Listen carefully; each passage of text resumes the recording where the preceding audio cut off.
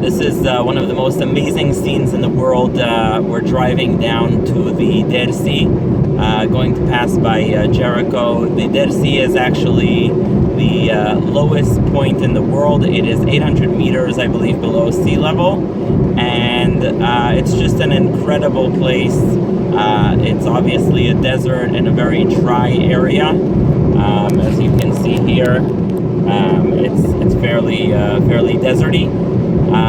It's a place that's known most from the book of Joshua. When the Jews enter Israel, they're coming in from west to east. From east to west.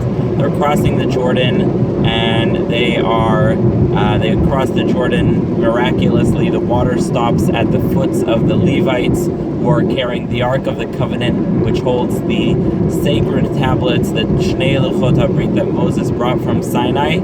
And they cross and they come to Jericho, and Jericho is really the first battle that the Jews fought. And you know the famous story with the walls coming down at the sound of the shofar.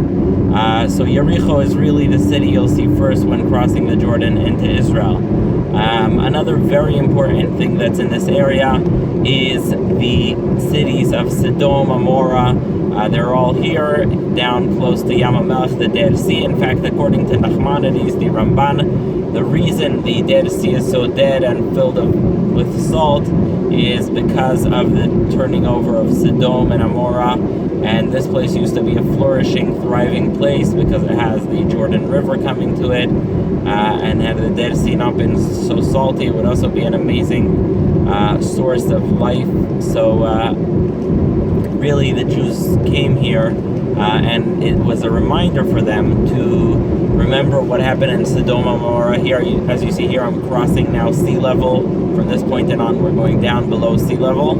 And so the cities of Sodom and Amorah are a reminder that the Jews who are coming into Israel, or frankly anyone that's coming into Israel, should remember that the land is meant for kindness, that people here need to be kind in order to stay in the land. Oh, I'm sorry, that was here. This large thing says sea level, so this is where we go below sea level, and we just continue going lower and lower and lower. So if you take a look, what we're looking at straight ahead is Jordan, past the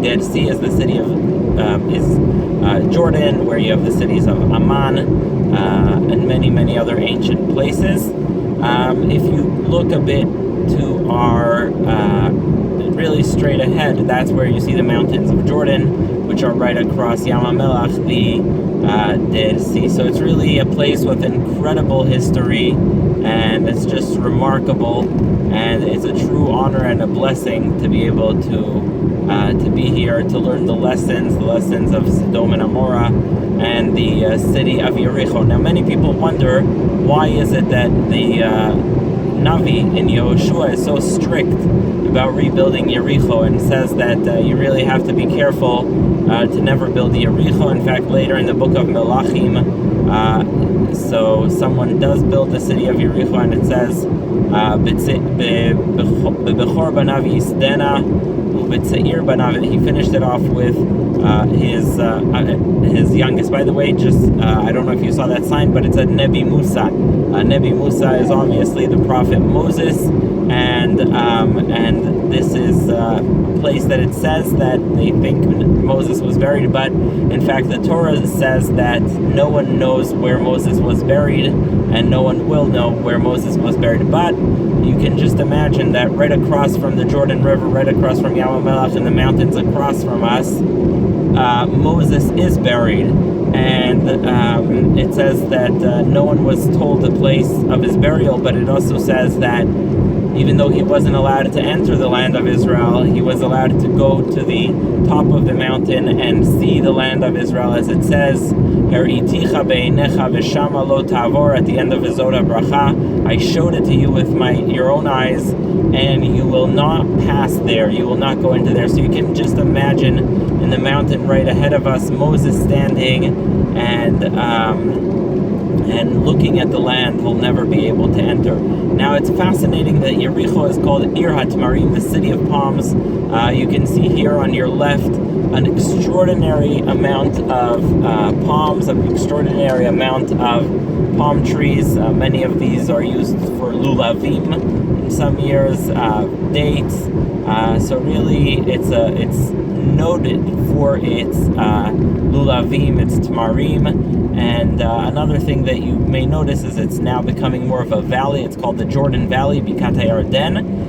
And one of the amazing things about Bikat HaYarden is it's also noted like that when the Torah speaks of Sodom, it's Lifnei Shachet Hashem, before God had destroyed the Bikat HaYarden. So it's really an incredible valley. It's a place you can imagine was a very, very fertile land, very rich agriculturally. But after the destruction of Sodom, the place became salty and much less livable. You see the camel here we just passed, also a symbol of Middle East travel. You remember the story, obviously, of Eliezer, Avram's servant, going from here to Damascus with many camels, carrying treasures and other expensive things for the prospect bride who will marry Avram's son, Yitzchak. So that's also a symbol of this area. You see the trees. It's really a beautiful and incredible area.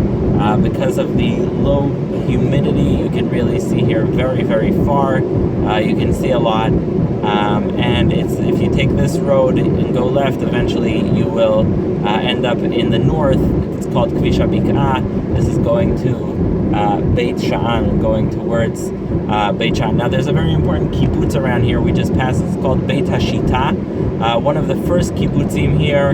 You can imagine that if you were about to start an agricultural community, this might have been your last choice, and yet many of the early chalutzim came here and said, we're going to show them and we're going to be able to make the desert bloom, and that's exactly what they did. They made the desert bloom here, and they really developed incredible agricultural strategies that would help them really build up the desert and let the desert bloom. In fact, when Winston Churchill and other leaders were brought here to see what the Jews were able to do, here you see the sign Beit HaArava,